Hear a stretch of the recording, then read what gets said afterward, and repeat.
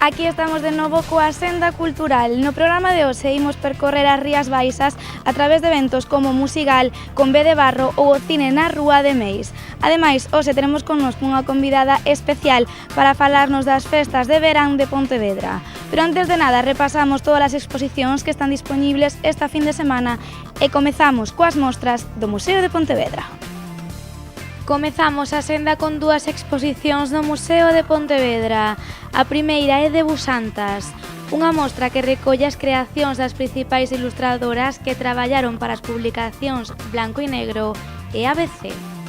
A segunda exposición que continúa disponible no museo é a de Leopoldo Novoa, unha mostra que naceu con motivo do centenario do nacemento deste artista. A exposición reúne máis de 50 obras que recollen os diferentes momentos da súa traxectoria creativa. Estas dúas mostras estarán disponibles no museo ata o 30 de setembro. Pasamos agora a Sanxenxo. Ali permanece a exposición fotográfica subacuática do Club Sotavento. Unha mostra perfecta para os amantes do mundo submarino que estará disponible ata o 31 de xullo na Sala Nauta de Sanxenxo. Continuando coas exposicións, achegámonos ata Cambados, en concreto ata o Pazo de Torrado. Ali estará disponible ata o vindeiro 20 de setembro a Mostra Foz, unha exposición do pintor andaluz Santiago Ibáñez. Outra das mostras disponibles esta fin de semana en Cambados é a de Manolo Paz. Ata o 16 de agosto poderedes gozar na Praza de Feciñáns da obra Os Mares do Mundo, un conxunto de 4 bloques coloridos elaborados con redes rescatadas da reciclaxe. Pasamos das exposicións ás festas con Pontevedra Vívese. Para falarnos deste programa temos connosco a concelleira de Festas de Pontevedra. Moi boas, Carme. Hola, moi boas. Contanos un poquinho, tras a crise do coronavirus, as festas do verán non van a ser o mesmo que outros anos, pero eso non quere dicir que Pontevedra renuncie ás súas festas, non? Non, a verdade é que, coa situación que estamos vivindo, se organizou toda unha serie de actividades de verán durante todo o mes de xullo, que das que xa estamos disfrutando, e o mes de agosto, para poder recuperar a vida nos espazos públicos, nas rúas, nas prazas, pero mantendo todas as condicións de seguridade, de responsabilidade que exixe a situación na que estamos vivindo. E a verdade é que a xente está respondendo moi ben tanto á programación que se ofrece como en cumplir con todas as normas de seguridade que temos que levar para evitar que haxa brotes, que haxa transmisión do virus, porque o que queremos todas e todas é que a cousa continue o máis tranquila posible. Atopámonos na Praza de España, que é o lugar por excelencia destas festas, pero este ano non vai a ser o único lugar onde se van a celebrar actividades, non? Non, este ano temos 13 escenarios diferentes en distintos puntos da cidade, tanto polo centro como polos barrios. Para poder cumplir con esas normas temos espazos aforados, con pouco aforo, para que se podan desenvolver moitas actividades e que moita xente poda disfrutar delas simultaneamente, pero sen ter ningún risco nin de aglomeracións, nin de problemas de exceso que nos podería levar a algunha situación indesexável. Pontevedra se acolleu a súa primeira festa de verán a pasada fin de semana co Memorial de Ricardo Portela. Que valoración fai o Concello de Pontevedra desta primeira festa de verán? Pois a verdade é que é moi boa, tanto en participación como na calidade, tanto dos grupos que participaban nos concertos como dos distintos artesáns que viñeron a ofrecernos a súa sabeduría coas distintas pezas de instrumentos que nos amosaran durante todo o fin de semana. A verdade é que é un luxo poder contar ano tras ano con ese festival, con Certame Ricardo Portela en Pontevedra. Repasando as actividades deste verán, comezamos, se parece, polas actividades infantís con Ben Rebellar. Que actividades vai haber esta fin de semana para os máis pequenos? Pois planificouse durante toda esta semana, porque xa empezaron, durante o fin de semana toda unha serie de actividades de teatro, de música, para nenos e nenas, que van poder disfrutar en 2 espazos diferentes da cidade, tanto na Alameda como no Parque Amalia Álvarez, en horarios de tarde, 7:30, 8, agardemos que sexan do seu agrado. Os nenos e as nenas, a programación infantil é unha das partes da programación que máis nos preocupa, porque tamén somos conscientes de que os nenos e as nenas esta situación a están vivindo de forma máis conflictiva, máis problemática para eles, non poder relacionarse, non poder xogar, algo tremendo para os nenos e as nenas, para o seu desenvolvemento, e por iso quixemos, con esta programación infantil intensa, contribuir a que podan disfrutar e que podan facer o que os nenos e as nenas teñen que facer, que é xogar e pasalo ben.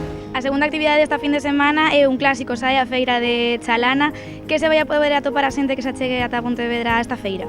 Pois desde onde podemos disfrutar das casetas que todos os anos nos visitan des distintos artesáns, deseñadores e deseñadoras de distintos puntos tanto de Galiza como de fora de Galiza, ya que este ano máis de Galiza, pois tanto de artesanía en madeira, en coiro, en orfebrería, etc. Eu que animo a xente a que veña, que disfrute dos espazos públicos de Pontevedra, porque máis alá das programacións, respetando todas as normas de separación, ir coa máscara e demais, bueno, pues, dá gusto disfrutar dos espazos da cidade e Chalana contribúe un elemento máis para poder disfrutar deles. Pasamos a outro dos eventos desta fin de semana que son de aquí. Eu a verdade é que confeso que é o meu programa favorito destas festas porque nel van a estar artistas da cidade como por exemplo Croma, De Nova ou Javier Lago que pechará este programa o domingo ás 10 da noite, que se vai a poder atopar a xente que se achegue ata as diferentes prazas para desfrutar destes concertos. O que se van a topar son grupos de Pontevedra tocando na súa cidade, que creo que é algo que lle debemos á cantidade enorme de grupos que temos en Pontevedra, que teñen un protagonismo especial durante a programación de verán. Van estar en distintos espazos da cidade, na Praza de Barcelos, por exemplo, que é un dos novos escenarios que se introduce. Hai sesión de mañán e sesión de tarde para que ninguén, en función dos seus horarios, non poda disfrutar deles. O animo a que coñeza a xente a potencia musical que temos en Pontevedra con grupos como Dixeches Ti ou outros máis que non quero nomear para que non se me quede algún atrás, pero que a xente se anime a ir para descubrir a potencia musical que temos nesta cidade e que, bueno, pues que nos vai poder, eu creo que era casi unha débeda que tiñamos cos grupos de Pontevedra que tivesen un protagonismo especial durante a programación de verán. E a última actividade desta fin de semana tamén é outro clásico que é o Santiaguiño do Burgo. Que novedades vai haber este ano?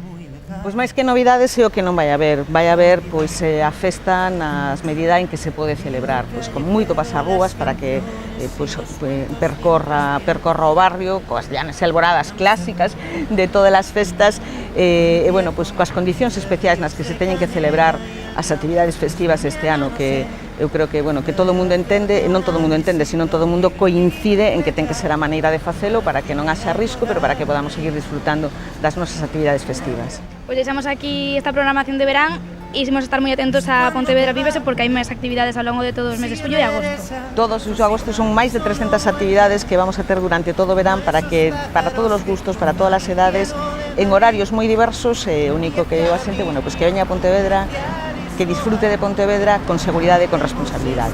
Pois moitísimas grazas, Carmen. Nos seguimos coa senda cultural con eventos como, por exemplo, con B de Barro ou o Cine na Rúa de Meis. Mañá sábado é o Día de Galicia e son moitos os concellos que organizaron unha ampla programación cultural. En Cambados, por exemplo, actuará o grupo Onte e Ose ás 11 da noite. O concerto será no Parque de Torrado. O floreano naceu no grove, cubra a cabeza sempre con gorra. O seu pai din que o coque hasta tua foto. Vamos de fora. O Náutico de San Vicente acolle esta fin de semana varios concertos. Na meirande parte deles descoñécese aínda o artista que subirá polo escenario. O que si podemos adiantar é que mañá sábado actuará Antonio Lizana. O concerto deste saxofonista será a 1:30.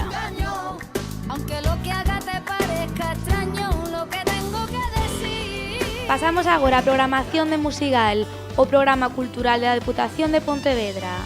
Esta fin de semana haberá 2 concertos enmarcados neste evento. Por unha banda, a actuación de Son Galego, Son Cubano. A cita é mañá sábado ás 9:30 da noite, na Praza do Corgo do Grove. O domingo será a quenda de Amantes da Terra, que actuará en Moraña ás 10 da noite. O escenario estará situado na explanada o carón do Multiusos. Os 2 últimos concertos que anunciamos hoxe terán lugar en Vilanova de Arousa.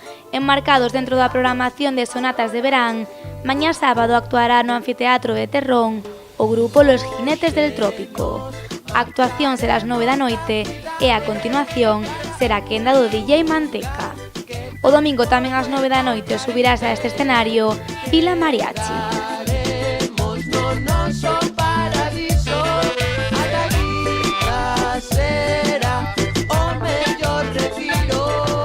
E por por último, pechamos a senda de hoxe co cine na Rúa de Meis. O domingo ás 9:30 da noite haberá unha sesión de cine infantil en San Martiño. Ali reproducirás a película El Parque Mágico. 1, 2, 3, roncad. Agárrate bien. Ata aquí a senda cultural desta fin de semana. Lembra de seguir todas as normas de seguridade se acudides a algún dos eventos. Nos volveremos o próximo venres á mesma hora. Ata logo.